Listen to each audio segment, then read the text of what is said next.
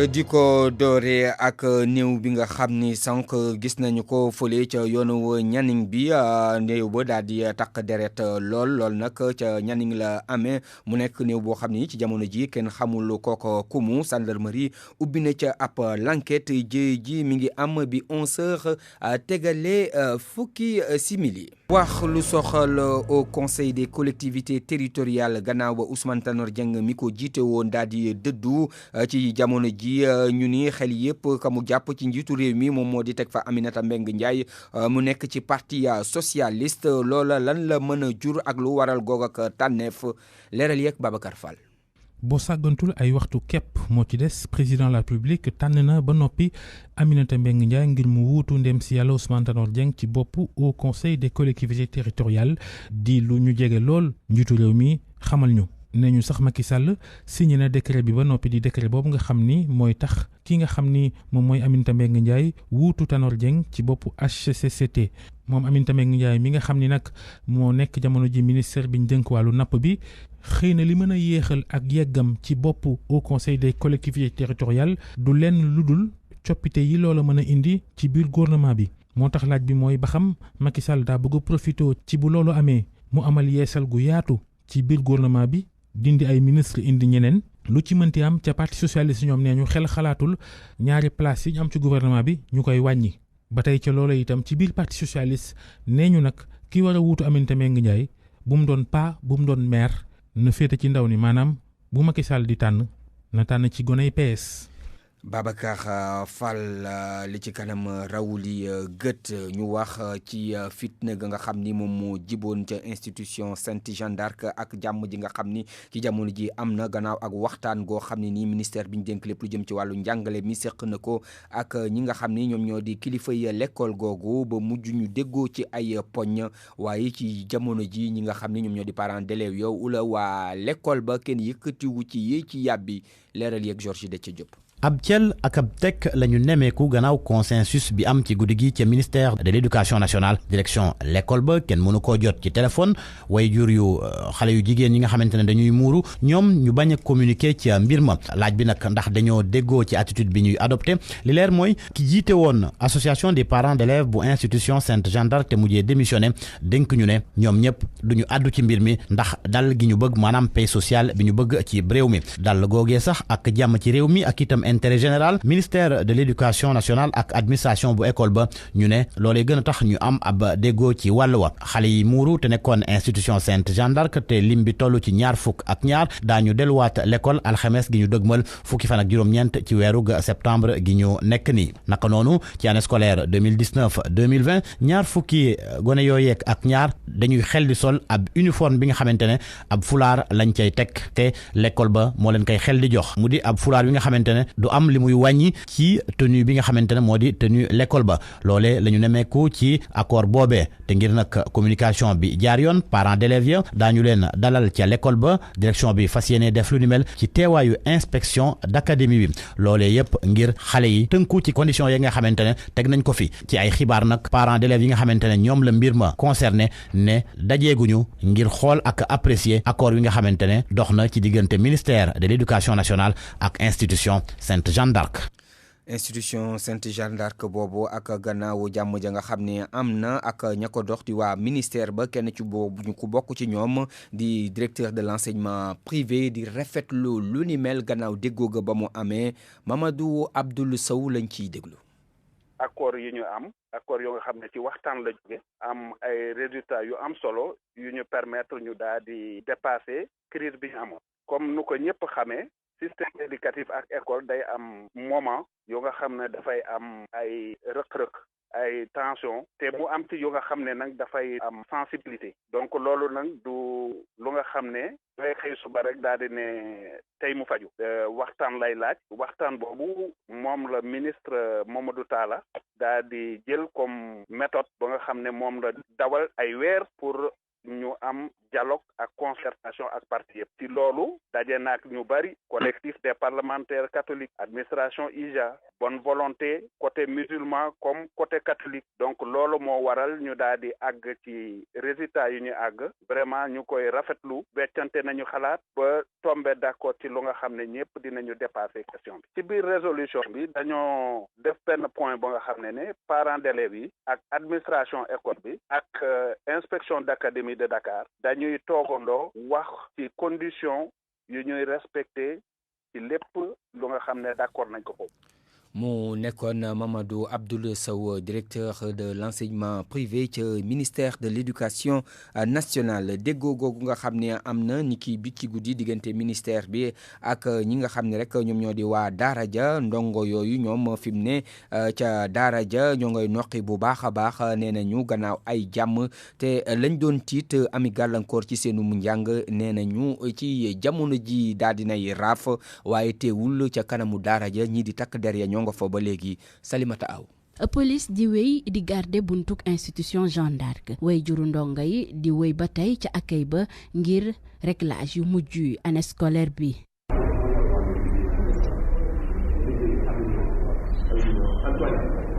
ab déggoo am ci diggante gone yi muuru ak administration bi ñu war a delluwaat ca l'école ba fukki fan ak juróom-ñeent ci weer bii mu nekk loo xamante ne neex na loolu yeneen ndongo ya fay jàngee Noura kenn ci ñoom.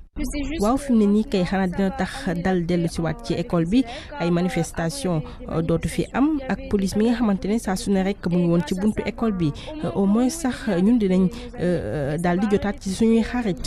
xaritam bi moom it ni dafa stressé woon ndax situation bañ doon dund dafa mujjoon tàmbali di yàgg. dañ leen doon jàppale ndaxte ñoom defatuñu woon cours comme ñun dañ doon tëju rek ci seen i néeg ak bët tamit yi leen di ñenn ñi doon xoole doyoon na waar daal. parents d'élèves bi moom dañu xamal ni décision bu baax la wante beneen yoon dañoo war a jàpp ni Sénégal dëkk boo xamante ni jullit yi ak catholique yi ñoo ko bokk. Moi, je suis pas du tout d'accord parce qu'on est dans un pays laïque. Chacun est libre de faire ce qu'il veut. Kenn amul droit tere ni ki doo muuru. Sœur yaa ngi ni du muuru. Pourquoi tere wuñ leen ñu muuru? Pourquoi ñu ñuy tere ñu muuru? Man son point de vue daal si lii pays laïque lañ nekk. ñu bàyyi nit ñi bu ñu dugal nit ñi si benn amalgame. ndongo yi nekk ci école ba ñu ci bëre wane seen kontante ndax nee nañu xamuñu woon ban tànk la ñuy taxawee léegi nag dinañ mën a jàng te benn jafe-jafe du am. Salimata Aw ngeen di wéy di déglu xibaar yi ci rajo Futur Média benn waxtu tegal na fukki simili ak benn. pour man RFM mooy rajo bi gaaw ci xibaar yu wóor. RFM xibaar yu wóor te wóor. réewum Sénégal bu jugewul ci tànk yi mu nekk la ñuy duppee objectif de développement durable di DDD du ODD du ca àgg fii ak atum 2030 loolu di gis-gisu kenn ci ñi nga xam ni ñoom ñoo sosoon tey ji audit bi nga xam ni doon nañ ko amal doon ci seq ak gouvernement bu Sénégal ak waa PNUD Mamadou Faye lay wuyoo dañ koy déglu ci micro Nafissatou Sila. am na ay avancées yu am solo yu xam ne gouvernement bi def na ko mais am na quand même yu des ñun dañoo mettre accent si yi des pour que gouvernement bi gën a góorgóorlu pour que bés bu jotee maanaam 2030 bu jotee moo mën a am vraiment niveau de réalisation bu xam ne ñëpp dinañ ko nawloo. jafe-jafe yi mooy programme bi agenda bi wax dëgg yàlla ñi ko xam taxu ko bari lool te foofu yéen journalistes yi vraiment am ngeen rôle bu xam ne war ngeen ko si jouer ñu ngi koy xaar si yéen bon. leneen li moo tamit mooy xaalis bi nga xam ne war na tax ak yeneen pexe yi xam ne war na tax mise en œuvre agenda bi yomb foofu tamit des na waaw tout comme aussi lëkkaloo gi war a am si ñi nga xam ne ñoo war a dérouler programme bi lëkkaloo bu aussi des ñun duñ ne kii moo war a yore mais dañ naan kat genre xëccoo si suuf am na entre ministère bi ak ministère wala léegi nag si kaw a kaw ñooñu bu jotee ñoom ñooy wax kat ne ministère moo war a yore mbir mu nekkoon kii di Mamadou Faye doon addu jëm ci wàllug ODD yooyu ndax Sénégal dina ci àgg ci atum 2030 am déet ñu wax ci sitting bi nga xam ni regroupement bi boot diplômé yi nga xam ni amuñu xëy doon nañ ko amal tey jii ci suba ca kanamuk ministère bu fonction publique ñoom nag la ñuy ñaawlu nee nañu yenn ci ay recrutement yoo xam ne ni dañu gis ni dafa am kumba am ndey ak kumba amul ndey leneen ñu toll ci benn million yi nga xam ni ci wàllum xëy li njiitu réew mi daa di tëggoon ñu ni loola daal aw way la rek waaye amul dara loo xam ne nii mandargaal nañ ci dañ ciy déglu Yves Zale moom mooy coordonnateur kuréel gi leen boote ci micro Koumba Sandiane Faye. tey de dañoo waroon def taxawaay ñaxtu buntu ministère de la fonction publique ñun xëy la ñuy laaj néew ñu xeex néew ñu dóorante néew ñu dàqante Sénégal amul kër goo yeewoo te amul ponkalum jëm moo war a xëy liggéey te amul fu mu liggéey te seetlu nañ ci recrutement yi fi am muy fonction publique ay yaama neex la ñoo bokk parti sama militant nga sama nit nga sama mbokk nga sama turandoo nga yow lañu dugal tey ma yi ñu mujj am romb nañu juróomi junni nit yoo xam ne nii ñëw nañ ci ñun wala dem nañ ci ñoom te xam nañ ni ëpp na loolu parce que am na ñu bëri ñoo xam ne ni ñëwuñ ci ñun wala ñenn ñi rus nañoo taxaw wane ni ay diplômés sans emploi la xeex boobu duñ koy mën a liñ bëgg ñu dugg ci gaal yi dee ci géej gi loolu duñ ko def dañoo jàng ci réew mi ba am suñu diplôme kon tey dañoo war a xëy liggéey ci réew mi duñu dem di ay sàcc wala ñu def naka sul noonu dañuy xeex ñu jox ñu suñuy liggéey ñu liggéeyal Sénégal mën a jëm kanam 1 million emploi moom wax jooju moom daanaka amul sax solo waxi caaxaan la rek foo xam ne 15 millions la suñ jëlee 1 million dana fay kon kër gu ne kay benn emploi dina fa dugg te kër gu ne emploi bu su fa duggee borom kër gi coonam wàññeeku waxi politique la rek waxi tappale la xeex bi dañ koy wëyal dañoo yëglu faale wuñu ñu xëy ñëw bëgg a ñëw wax ak ministre bi mu wut police ne kenn du fi yegsi waaw dóor moom tàmm nañ ko jàng ba am say diplôme amoo xëy loolu rek doy na dóor leneen loo ci dudal it yàqaluñu dara xeex bi moom jàpp ni tàmbali na bañu ci dara mu nekkoon kon ñi nga xam ne rek ñoom ñoo di ndaw yooyu ami diplôme maanaam ay lijaase te amuñum xëy ISOLD di aw bàkku yees woo xam ne nii ñi di waa direction générale bu budget moom la ñu fent loola lañ ca bëgg moom mooy fexe ba ñi liggéeyee ci nguur gi di mane am ay xibaar te duñu jóge seenu ko bërëb loola ngir moytandiku yenn lënt yi nga xam ni moom la ñuy gis ci administration sénégalaise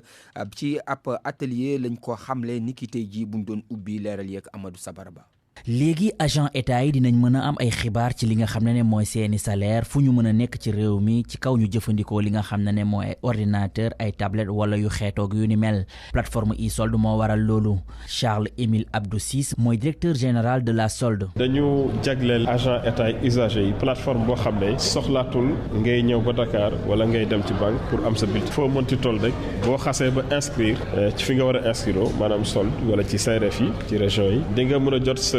bulletin payeur loo xam ne da nga daan déplacé wu. li nga xam ne mooy ISOLD dina tax ñi nga xam ne ñooy agent yi ñu mën a amal ay réclamation te duñu jóge fi ñu toog muy lu mën a yaxanal seenu poste ak seenu temps. plateforme bi dafay permettre ñi mën a def ay réclamation fa nga toll ngay utiliser ordinateur wala portable économie bi ñuy njëkk def mooy économie ci wàllu temps ndaxte ku soxlaatul dem ci banque wala dem ci solde pour wut sa bulletin yaakaar naa travailleur boo sax dina gën a économiser waaye temps dina ko gën a consacré ci liggéey. ñi nga xam ne ñooy acteurs syndicaux yi ñi ngi rafetlu bile doxalin waaye bu ñu sañoon rek mbir mi woy ci yeneen ministères yi Serou Sène mooy secrétaire général bu SAEMS CUSEMS. tey nag ñu dem ci li nga xam ne mooy dématérialisation bi des procédures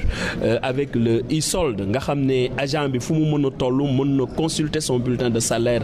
aussi bien mensuel qu'annuel donc yooyu c'est des innovations yoo xam ne ñun saluer nañ ko bu baax a baax rafetlu ko wax ni tamitam yeneen service u état vraiment dañ ci war a inspiré wu def li nga xam ne moom la direction de la solde di def. yu ëpp junniy dossier ci prestation familiale yu agent yi nga xam ne ñoo nekk ci état bi traité nañ leen ci fin wu avril 2019 bii ñu génn loolee yëpp nag ak ndimbalu ISOLD.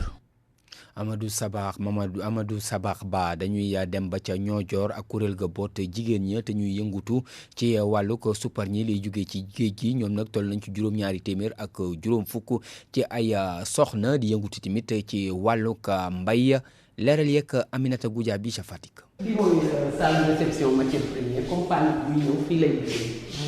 visite bu ndaw bu ñu def ci unité moderne bu transformation yi nga xam ni jigéen ñi nekkee ci Niodior ñoo ko seq bâtiment bu rafet la am ay équipement yu mucc ayib mu di nag loo xam ni ñi ngi ko am ci atu 2016 gannaaw ay partenaires canadiens yu ñu amoon lu toll ci 750 jigéen yu nekkee ci Niodior ñu xaajale leen ci ay groupe ñoom ñoo fay liggéeyee di ko ayante danañ fa transformer produits yi jóge ci géej gi ak sax yi nga xam ni moom la ñuy bay Fatou Sarr nag moom mooy présidente association fédération GIE yu Niodior yi. mais li tax a jóg site bi mooy transformation lépp lu jëm ci paañ tuufa yéet ak yoxos produits forestiers yi dañ ko ciy cumuler di ko transformer di ko def ay sirop di ko jaay. ca Niodior nag bu weesoo transformer produits halieutiques ak itam produits agricoles jigéen ñi dañuy liggéey bu baax a baax ngir rek aar li nga xam ne moom moo di seen environnement at yi ñu weesu sax ñu ni def nañ ci liggéey bu am solo. bi coupure bi Sangomar amee muy brèche bi coupé nii géej gi dafa yéegoon ñu nekk ci di wut ay solution ñuy xool nag ci wàllu li nga xam ne moom moo mun a téye géej gi muy mangrove bi ñu ngi ciy def ay jéego yu bari dañuy def ay reboisement ñuy def la aquaculture. ñoom ñi nag pas-pas la ñu am ak engagement ba tax na nag mu jural leen ay raaya yu bari yoo xam ni am nañ ko au niveau international. ganiñ nañu prix initiative Équateur boo xam ne def ñu yóbbu ñu dem fekkee ji sommet Nations Unies 2010 ñu invité waat ñu ci COP 22 bi ñu am fa raaya ci wàllu genre solution genre et climat moom lañ fa amoon bi ñu ñëwaatee waa PNUD invité waat ñu ci journée d'océan yi ñu doon def Nations Unies ñu dem fekkee waat ko New York ak ay yeneen prix. waaye nag ay jafe-jafe am nañu ko ñoom nee ñu bu ñu sañoon di gën a jot ci financement yi ba seeni revenu ñu fulal ko Aminata Goudiaby Fatick RFM. jóge Fatick dem ba ca Déby Tiguet nekk ci commune bu Diama ci arrondissement bu Ndiaye fa nga xam ni moom moo nekk ca Ndar ña nga xam ni ñoom ñoo yëngutu ci wàllum mbayum ceeb ñoom ak jaaxle la ñu am ci ëllëgu ko seenu mbay moomu la ko waral moom moo di camion ya nga xam ni ñoom ñoo war a indi engrais ba dañ leen a bloqué fële ca Ross Béthio leeral yeeg Mohamed Nabi Silla. baykat yi ci Déby Tiguet am ay jafe-jafe ngir jot juróom benn camion yu fanweeri tonub engrais yu ñu war a indi ci bërëb bi lee lii bokk ci mbayum nawet goo xam ni dañ koy def ci wàllub ceeb yëngu-yëngu yu ni mel tey ji yoon wu yàqu nara indi gàllankoor ci campagne ceeb bi lee ci diggante Ross Béthio Déby Tiguet ban bi ci bërëb bi tax borom camion yi ak convoyeurs yi bañ jël urée boobu di engrais bi nga xamee ni baykat yi dañ ko yittewoo lool yóbbu ko ci bërëb bi nga xamee ni liggéey ba tag na fa lool ci jamono jilee li ci ëpp ci jafe-jafe sax moo di jaar ci parc national de Djout bi nga xamee ni jafe-jafe dong la suñu gisee kayuwaayu piste bi waaye musiba bu leen mën a topp suñ ci jaaree 9 sections villageoises yu Déby Tiguet ne ci ay jafe-jafe gannaaw lu mot junne ci hectares yoo xam ni soo ko jëlee juróom-ñaar fukk yi doon na lu ñu dugal koppar bu bare ñaari mbay ak góob doon programme bu ñu dugg tax ñu daal di jël bor bu bare ci banque agricole bi lee mënuñu ko fay su fekkee gis nañu jafe-jafe yi nga xamee ni su leen toppee day wéy ba ci at yi ñu jëm baykat yi bëgg nguur gi taxawal ay saafara yu wér ngir ñu mën a wéyal seen liggéey ci jamono joo xam ni dañ ko soxla lool. RFM ci Ndar Géej Mohamed Nabi Silla. mbind mi ñuy mbindaat taarixu Sénégal gannaaw ba ñu jibalee yenn ci pàcc yu njëkk ya mbir mi jur coow ca mujj rek moom mooy waa kër Alaaji Abdoulaye Niass ñi yëkkati kaddu di ñaawlu lu ni mel ci wàllu woowu tax kii di Ahmed Khalifa Niass bokk ca kër ga di fa doom la muy sàkku moom moo di professeur Iba Der Thiam mi jiite boobu comité ñu daal di koy jëlee ca bopp googu kuréel dañ koy déglu moom moo nekkoon ganu RFM matin. communiqué bi mu def daf ci wax ne njuumte bi mi ngi am ci benn page ci tome bu njëkk bi or du dëgg tome 3 bi moom mooy problème bi damay wax ne waaw ñaseen daal Alaaji Malick leen moom ba léegi ay Iran Ndaw ak ay Abdou Aziz Mbaye animateur ñoo leen di bindal seen histoire wala Cheikh Tidiane Camara ancien douanier lu yoonam suñu famille ak suñu tarixa à l'origine ba ñuy defar commission bi man ak Iba Der ñoo ko sos ci kanam Ablaye Wade à un moment donné nag bi fi Wade jógee amatul financement mu dem jaay affaire bi ancien maire Dakar muy Khalifa Sall kooku financé ko ba mu koy financé nag la jël daayira Tiwaawoon bi xam nga dafa am benn daayira Tiwaawoon boo xam ne depuis le temps colonial ñoom ni tubaab bi colonisé noonu lay jéem a coloniser kër yi këru sëriñ si ko wax rek ñu ne kooku maa ko moom. est-ce que njuumte gi ci li ñoom Iba Der Thiam bind te moom mu nangu ko ne dinañ ko joyanti est-ce que jar na kon di fëggaat dënn yi. di yee fitna fëgguñu dënn yi dama wax ne Iba Der léegi dafa nekk de trop ci commission bi. da nga bëgg ñu génne Iba Der Thiam. ci waaw dafa war a génn. ñun dañuy dugg ci biir man maa ngi nekk membre rédaction bi dama ko nekk toujours man bind naa téere ci sama baay ak sama maam ak Alaaji Malick ba la ñu wax ci réew mi looloo doy na pour ñu wone lan mooy li fi ne 80% des membres du comité ont été exclus par Iba Der Thiam te bu bëggee suba ma oote une réunion du comité. RFM bitim réew. soxna Naata Mbaye nuyuwaat nañ la. ma ziar la bàyyi na te di la fay bu baax. di ko dooreewaat ak l'accident ci wàllug saxaar gi. nga am fële ca République démocratique du Congo. accident bu métti bàyyi na te juróom fukki doomu aadama ñoom ñoo ci ñàkk seen bakken ci autorail bi Saaraan loolee ab bilan nëggandiku la képp yëf yi mi ngi xewee ci boori 3h du matin ci sud-est réew mi ki nga xam ne nag mooy ministre bi ñu dénk wàllum action humanitaire moo joxe xibaar yu ni mel nee na ñu ngi def ab réunion sax jamono ji gi ngir xool ñan matukaay lañ ciy jël ñu jàpp ni foofee ca RDC ay accident ci wàllum saxaar nag dafay faral di am lu bëri yoon.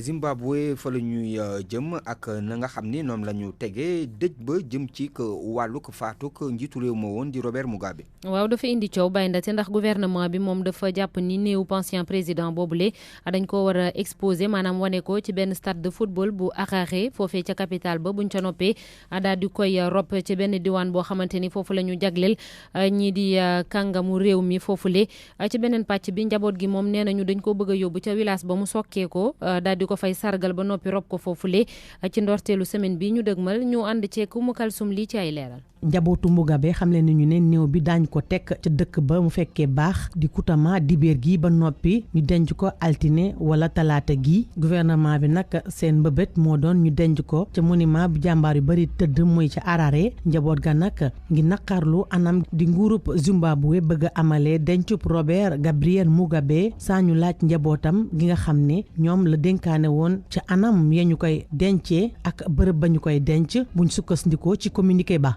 ñi nga xam ne dañoo bokk ci famille bi waxtaan nañu suñu biir ngir saytu dogal gi nguur gi jël ngir amal dencub Robert Mugabe ak fa ñu koy dencee mu nekk loo xam ne wute na lool ak mbëbëtam mu sàkkoon bés bu jógee àdduna nañu koy dencee ak na mu ko bëggee.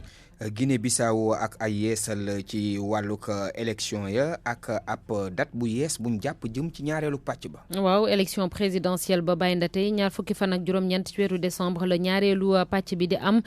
ci bu njëlbeen nag juróomi fan ci weeru janvier la ñu waxoon 2020 kon maanaam doon koo xëccaat benn semaine xibaar bi tukkee ci ministre bi ñu dénk administration territoriale ak mu lijjanti élection yi foofule. kon nag ñaareelu pàcc bu am ci élection présidentielle bi daanaka benn weer lay doon ginnaaw bu njëkk ba Bissau waa Monkali. deuxième tour bu élection présidentielle boobu léegi du amato ci juróom fan ci weer janvier ci atum 2020 waaye léegi dañ koy def ñaar fukk fan ak juróom-ñeent ci weer décembre ci at bu ñu nekk nii ndax décision boobu dañ ko jël bu ñu doon xoolaat bu baax calendrier électoral waaye. ci réunion boo xamante ni moom la conseil de sécurité des nations unies amoon talaata bi sous-secrétaire général bu département des opérations de la paix pour l'Afrique ku tudd Bintou Keita moom dafa woote mobilisation financière bu communauté internationale ndax élection présidentielle mun a am ci ñaar fukk fan ak ñeent ci weer novembre waaye deuxième tour bi war na am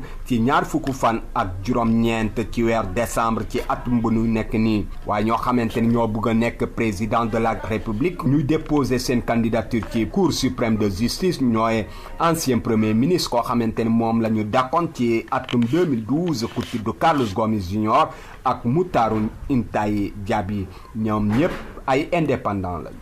nu waa Monkali Bissau RFM. ca Nigeria moom dëggal gañu dëggal paluk njiitu réew ma di Buhari loola parti bi di waa parti démocratique populaire ñoom àndu na ci ba saisir nañu yoon. waaw Mbaye Ndate démb ci àllarba gi la yoon daal di nangu kon falaatub Mouhamadou Buhari naka noonu ñu gàntal opposition beeg seenub pétition ngir ñu nulal résultat ya PDP bu Atiku Abubakar jàpp ni nag ate boobule ab xeetu provocation la maanaam dañ leen di cokkaas ginnaaw am na ay misaal wala ak bokk ay firnde yu bëree bëri yu ñu joxe ngir wane ni ñoom seenub càkkutéef dañ koo teg ci yoon parti bi bokk na ci li muy junju mooy ni Buhari amul li ëpp ci vote yi nekk ci bañ gàcce yi te nga xam ne yooyu dañ koo wàññi mu daal di bokk ci xob yi ñu nangu foofule. Canada moom campagne électorale ba door nañ ko jëm ci élection fédérale ya. ñeent fukki fan lay nekk ngir ñu mën a fexe ba canadiens yi daal di leen di wotel premier ministre sortant bi di Justin Trudeau moom ndax dina jël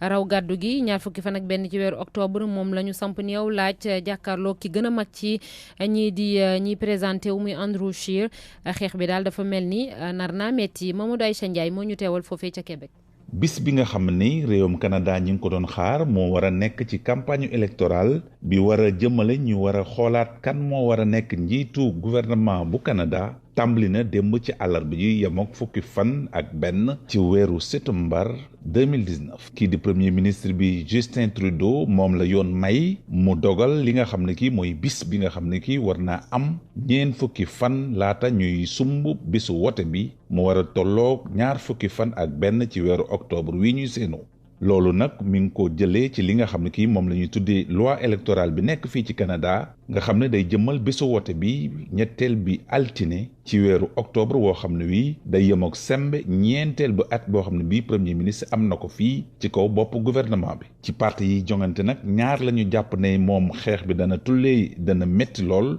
ki ci mel ni Justin Trudeau mi nga xam moo fi nekk ak Andrew Scheer mi nga xam ne kii moom moo jiite parti conservateur fii ci réewum Canada ki doon jokkoo ak yéen fii ci biir Montréal di Mamadou Aïcha Ndiaye pour rajo Futurs Médias. mi ngi noonu Baye Ndate fii la ñu yem ci xibaaru biti réew yi. jërëjëf soxna Nata. RFM Sport.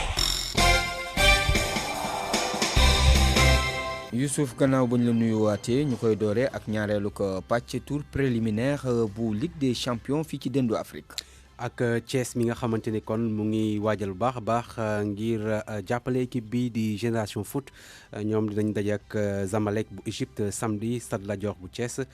public bi kon bëgg rek ñëwaat ngir jàppale leen ñu am ndam ci match aller boobule ñu ànd ci ak Cheikh Anta Diop. dalalaat ab équipe ci Stade Lat Dior bu Thiès lu jaadu la ndaxte matcham bi mu génn de daanaka Thiès ñëpp génnoon doon jàppale Génération Foot fas yéene daje ak Zamalek d'Égypte jamono yi Thiès foo dugg ñu ngi koy waxtaane ñëpp nee nañ daañu génn ngir jàppale équipe bi nga xamante ne raay Sénégal la yor ñu ngi fii ci siège ODCAV bu Thiès. Fallou Dieng maa ngi dëkk Thiès à Diakhao mais match bi ñun ñoo koy préparé bu baax parce que ñoo ngi jëm a def ay mobilisation yu bëri jeunes yaa ngi bu génn waaw am na joueurs yu Thiès moo tax il faut gars yi gën jàpp si quoi. Je m'appelle Babacar Mbeng ñu koy préparé en masse di souhaiter gars yëpp ñëw supporter Génération Foot ndaxte Génération Foot moom dëgg la GF mu ngi contribuer mais équipe Sénégal lay représenté quoi ñëpp population ñëpp daal nañ ñëw supporter GF niveau Afrique équipe Sénégal mën see imposer quoi xam nga Génération Foot moom am nañu expert kii profil bu baax ay boy yu baax lañu population bi nañ génn ñu supporter leen Sénégal mooy gagné quoi. ñu gis ne juróomi footballkat yu bokk ci Génération Foot ak seen entraîneur bi yëpp fii ci Thiès lañu dëkk loolee gën a tax waa Thiès ne ñoom daañu génn ngir jàppale seeni doom. Moussa Sène laa tudd maa ngi dëkk Diamaguène Jifal moom ñoo bokk koñ quoi mooy entraîneur Génération Foot bi Zamalek moom équipe bu mag la Thiès tamit comme ni ñu defoon bële passé di leen mobiliser wu Jifal moom ñoo ci ginnaawam di ko encourager di ko wax match bi tamit bon calcul dëgg moo koy gañ am nañu yaakaar daal incha allah daal Génération Foot daal match yi dina ci génn daal waaw comme bee passé rek ndax ñëpp génnoon nañ Thiès kenn desul rawatina Diamaguène gi mobilisation bu am doole am naa yaakaar tamit am stade moom ku yéex moom du am place moom. Stade Lat Dior bu Thiès ci samedi bii buñ sàgganul dina fees dell supporters yi bëri nag di ko xaar dugg bi nag kilifa yi jël dogal ne kenn du fay dërëm RFM Thiès Cheikh Anta Diop. jaajëf Cheikh Génération Foot Zamalek bu Égypte kon dinañu jàkkaarloog taskatu xibaar yi ni ki suba ci ajuma ji bu 10h jotee Stade Lat Dior bu Thiès match aller bi kon foofu lay amee samedi bu 18h jotee waxtaanee football ba léegi ca Europe ak Mbaye Niang mi nga xamante ne kon mën na am du bokk ci match ren mooy daje ak Brest samedi ci wàllum Ligue 1 bu France. attaquant sénégalais bi dafa amee gaañu ci entraînement bi mu doon amal ba ñu jàpp ni kon dafa incertain maanaam mën na am du bokk ci match boobu kii di Neymar moom am nañu njort ni dina joué waat Parc des Princes wala sax dina fa teew samedi incha allah mu doon gulet ginnaaw bi coow li noppee ci wàllum transfert am dina dem wala du dem finalement mu des foofu ca Paris Saint-Germain mu attaquant Brésil bi ginnaaw kon bi mu jógee sélection am entraîné na tey ci jeudi bi ak Paris Saint-Germain kon nee nañu di war na bokk ci groupe bi nga xamante ni moo war a dalal Strasbourg samedi moom Paris Saint-Germain boobule dina daje ak Real mercredi bi di ñëw ci kon première journée Ligue des champions européenne kii di Modric moom du ci bokk Luka Modric kon dafa amee moom it gaañu ci entraînement bi ñu doon amal suñu sukkandikoo ci clubam bi di Real Madrid nu mu ndaw dina toog fukki fan ak juróom te du football. ñu xaar kon waa Parc des Princes naka la ñuy tertoo kii di Neymar waa Sénégal ñi yëngutu ci wàllu kën fu wushu la ñu bëgg a dégg moom mooy champion du monde. waaw championnat du monde yi kon ñoom seen gët ci la nekk bëgg ci dem am taxawaay bu am solo pour Sénégal compétition bi ñu jàpp ko weeru octobre ca Chine équipe nationale nag ci championnat d'Afrique ñu doon amal fii ci Thiès moo jël ñaareelu place bi ndax am na ci fukki médaille ak juróom-ñeenti or la loolu nag directeur technique national bi di ko rafetlu ñu déglu moom maître Ousmane Gam. ba ñuy def championnat d'Afrique ba léegi réew yu toll ni mosuñu dajaloo ci benn bërëb biñ jongantee ba pare ci wàllu sanda Sénégal moo jël deuxième ci ginnaaw Égypte mi nga xamante ne am na juróom-ñaari médaille or ak ñetti bronze muy fukki médaille Sénégal am juróomi médaille or ñeent yu argent ñaar yu bronze muy fukki médaille ak benn donc biñ ñëwee ci tawlu maanaam démonstration yi Algérie moo jiitu am 9 médailles d'or Sénégal topp ci am 4 médailles d'or donc bi ñu defee classement général maanaam ci suñu boolee ñaar yooyu yëpp Algérie moo am fukki médaille or Sénégal topp ci am juróom-ñeenti médaille or ensuite Égypte topp ci ak juróom-ñaari médaille or donc li mu nekk résultat yi nga xamante ne moom vraiment ñu ngi koy rafetlu bu baax a baax ndax résultat yooyu 9 médailles d'or mosuñ ko am ba ñuy def championnat d'Afrique ba léegi lii nag daf ñuy ubbil buntu pour que ñu mën a dem ci championnat du monde yi nga xamante ne dafay am Chine ci mois d'octobre bi weer wi ñëw ni ñun aussi ñu war ci dem wone xar kanamu gaynde ba mën a jël ndam indi ko fii ci Sénégal ndax suñuy gone moom am nañ yaakaar ci ñoom bu baax ndax am nañ niveau international donc ñu ngi war a dem ci ministère waxtaan ak ñoom ba xool ba xam nan la ñuy mën a jàppale ci wàllu woowu ñu mën a dem championnat du monde représenter Sénégal. ñu àddu jëmle ci wàllug handball ak ñii di soxna yi U20 yi. Sénégal nag moo jël juróomeel place bi ci CAN bi am jamono yi ca Niamey ca Niger tey nag ci suba la gaynde yu Sénégal daan Bénin 32-27 Sénégal kon moo jël juróomeelu place bi laata demi-finale yi war a am tey ci ngoon foofu ca Niamey bu 16h jotee Angola champion en titre daje ak RD Congo Guinée Tunisie 18h lay doon. ñu wax ci wàllug basket ci góor ñi ak championnat du monde yu coupe du monde bay am match de classement yi ngir juróomeel ak juróom-ñetteelu place yi. ak États-Unis mi amati défaite ginnaaw kon daanoom dëmb ci kanam France Serbie tey moo ko dóor 89-94 loolu nag ndate États-Unis dafa mel ni dañoo xaw a découragé ginnaaw élimination bi nga xamante ni moom la ñu am démb seen digganteeg équipe bii di France Serbie boobule moo dajoon ak États-Unis ci championnat du monde yi weesu États-Unis daan ko ci final bi kon tey ñoom it am nañu seen revanche ci waa États-Unis jamono yi Pologne mooy daje ak République tchèque demi-finale yi nag suba lay doon ci ajuma ji ci suba si 8h Espagne Australie France Argentine 12h finale coupe du monde bi dimanche incha allah lay doon foofu ca Chine Ndate Diop. ginnaaw ay jàmm gindi ku am bic ca l'école Institut Sainte Jeanne d'Arc observateur xëy xamal ñu ne daara jë nangu na dalalaat ndongo yenu fa dàqe woon waxtaan yi ba xaaju guddi biig ca dalub ministre éducation Mamadou Talla ca Diamniadio léegi ñu ne daara ji waxatul waxi muuraay wala tere gi waaye it waay juru ndongo yi nangul nañu leen ak coppite ci colu gune yi rawatina ñi daan lank sol yenn tenue sport yi bu ñu amaan épreuve physique li ko dalee alxamis ji di ñëw fukki fan ak juróom-ñeent ci weeru sattumbar gi nag xale yi daañ dellu classe boobu tolluwaay ci Institut Sainte Jeanne d'Arc na ko noonu it wàllu waame gi fu ne ginnaaw taw yi moo waral ci gis-gis observateur président Macky Sall gàttal nganam bitim réew ñibbisi démb wooteelum conseil des ministres tey ca palais ba yéene kaay bu groupe Futurs Médias jàpp ne kon Institut Sainte Jeanne d'Arc ak waame gi fu ne ginnaaw taw yi nawet bi dina bokk ci li gën a fës ci waxtaan yi tey ca palais ba réew mi nag di Sénégal fan yi mel ni fu nu siw kaani Moustapha Diakhaté Ibrahima Sène ci laas di xasantey nay gune ndax tolluwaay la ca Institut Sainte Jeanne d'Arc Moustapha Diakhaté dafa jàpp ne Ibrahima Sène daa umpale l'islam teg ca ngore dig intellectuel moom sëñ Sène di wax ne sëñ Diakhaté ab karnasu la laas ne coowal muraay gi nag ca Institut Sainte Jeanne d'Arc faf na xaajale waa Benno ndax ñaari kilifa yëpp ci Benno Bokk Yaakaar la nu bokk feneen fu xaajale am di ca IPRES diggante directeur général ba ak président conseil administration bi Les Échos xëy ne Mamadou Sy Mbengue DG IPRES ma ngay wili pande PCA ba Racine Sy mu ne moom sëñ Sy ci boppam nangu na sax ne yéene mooy gis ko moom sëñ Mbengue mu jugee ca bopp IPRES Mamadou Sy Mbengue di leeral nag ci yéenekaay bi ne benn pexe di manigance du tax mu jugee ci bopp kër googe ci Le Quotidien mu teg ca moom sëñ Mbengue ne su dee lu ñuy wax yépp ci wàllum crise ma nga ca IPRES ana lu tere conseil administration bi woote ci ndaje Vox Populi moom gis ne DG IPRES ci boppam caafa ngay xam ci moom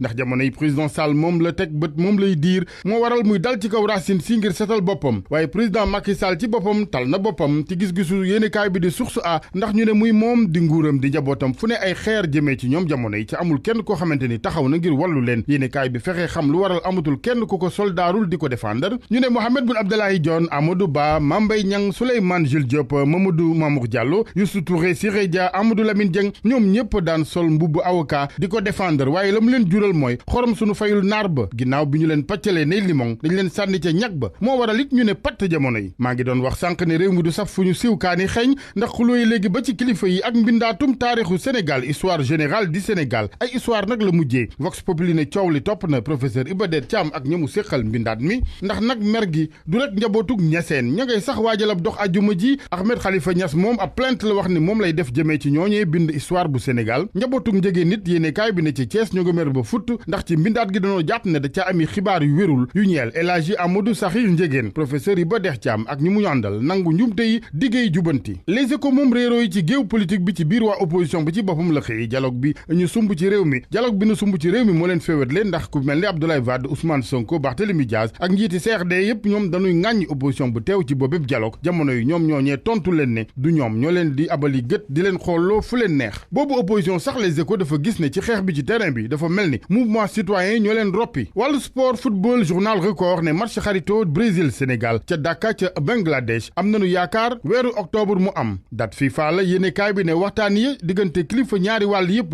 mu ngi dox ca ko mooywul laata njeextalu ay bés bi juboo feeñ wàllu làmb Bombardier moom mbégte lay doon ci moom mu ne mu nangul deuxième chance Balla Gaye 2 Modou Lo it su bëggee revanche mu ne xayrul ci observateur la ko waxee moom Bombardier nag ñu fekk ko ci laas mu naan couronne bi di bu roi des arènes laata muy à la traité ji dina ko jëlaat Balla Gaye 2 ak Modou Lo nag mu ne duñu ay roiam noppi na nag ngir may leen revanche ci record rëg-rëg moom ki mu bëgg mooy le roi ci boppam Modou Lo lay sàkku ñu jox ko rien bi dinañ ci ñëw ndax wàllum mbindin la ñuy wax ndax ñu fàttali rek ni da ngay jàngale lu ni mel ci daara yu mag yi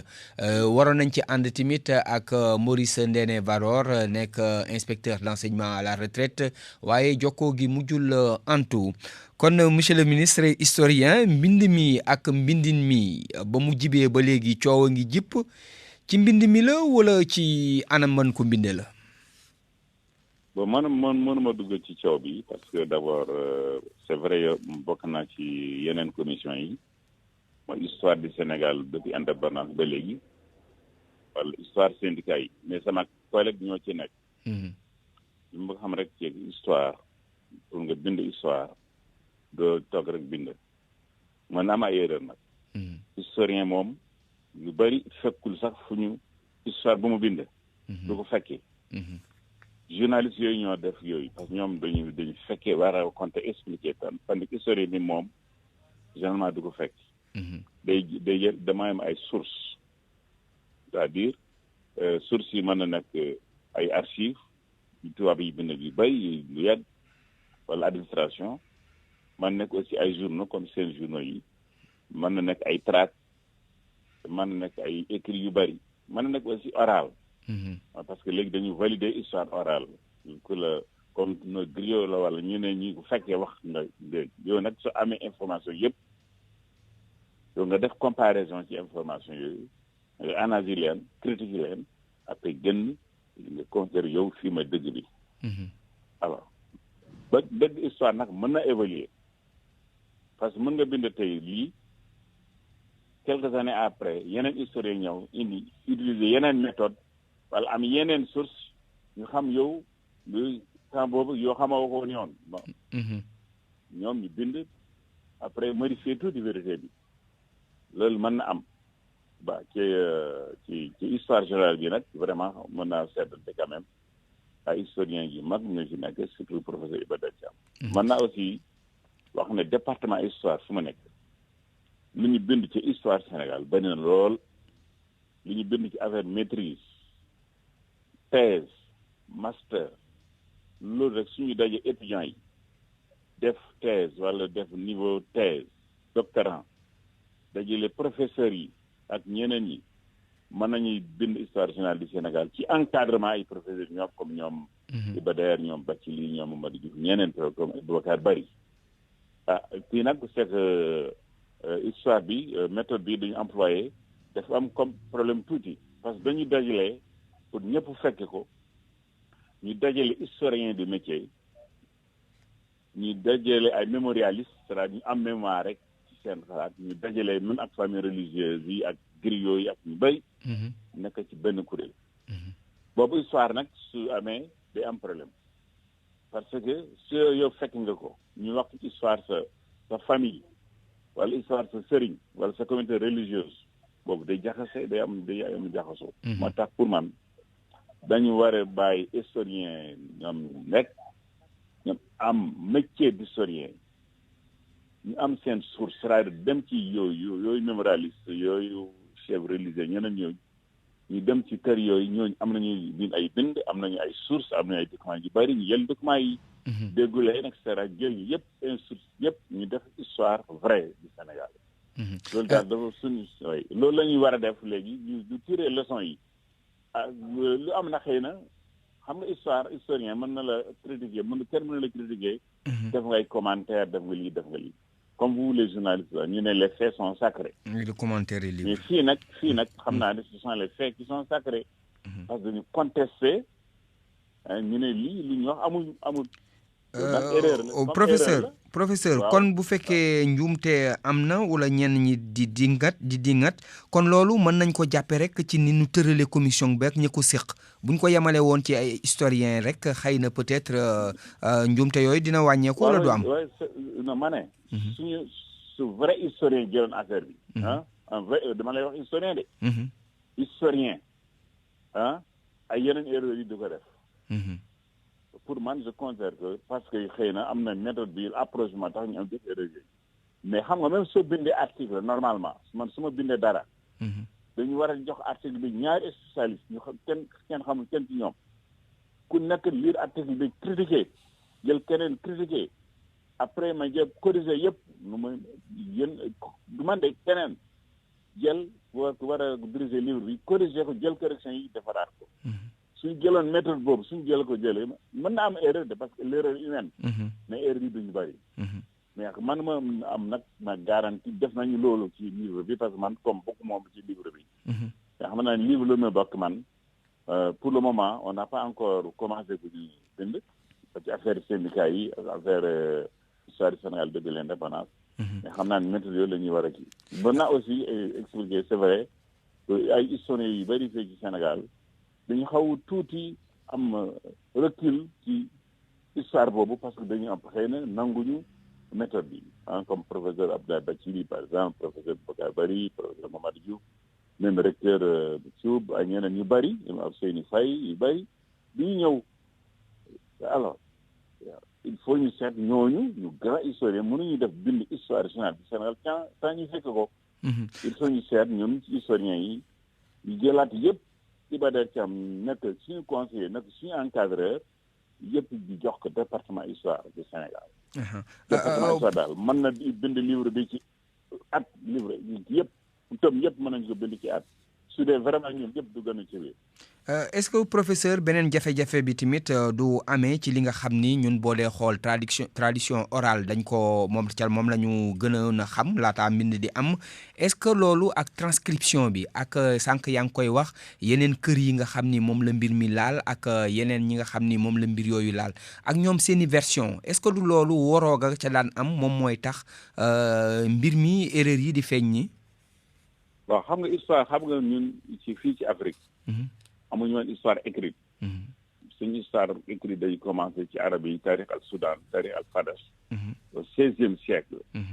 après nag même colonisateurs yi histoire yi noonu dañu reconnaître woon sax ñu ne histoire orale de histoire. mais léegi monde entier dañu reconnaître histoire orale histoire la. mën na nekk suuf su baax. mais du doy. c'est-à-dire ki mënul wax rek wax ci mémoire am wax lu mu xam wala ki lu mu jël ci papam wala ñu ko sakkee. wax version am rek yow nga ñëw en tant que historien nga jël loolu def ko livre histoire. lépp du loolu da ngay jël loolu jël yeneen source jël yeneen comparé la après yow nga bind.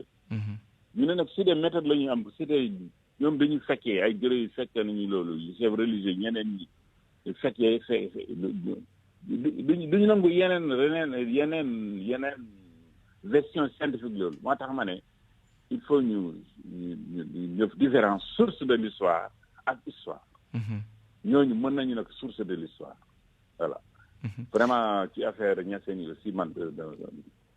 sama pap moom responsable Niassène la ko ci def foofu ci rajo moom Amina Sak la tudd turandoo Père ba Ahmed Khalifa Niass. man xam naa ci dara quand même je pense qu'il y a eu des erreurs. man mën naa ko reconnaître au moins xam naa loolu. kon erreur yooyu bu fekkee lu ñu war a joyanti la Iba Der Thiam wax na ko moom professeur bi mi njiit la est-ce que yu mel noonu ak méthodologie bi nga wax ni moom la ñu boole ñeen ñi histoire bi ak source yi est-ce que du loolu yeneen erreur mën nañ ko xaar ci yeneen i poñ. erreur moom du ñàkk moom surtout xam nga bind nañu léegi juróomi livre ay milliers de pages mais contestation si ñaari yii rek bariwul xam na am na benn contestation si njegéen ñi waa njegéen Thiès famille njegéen Thiès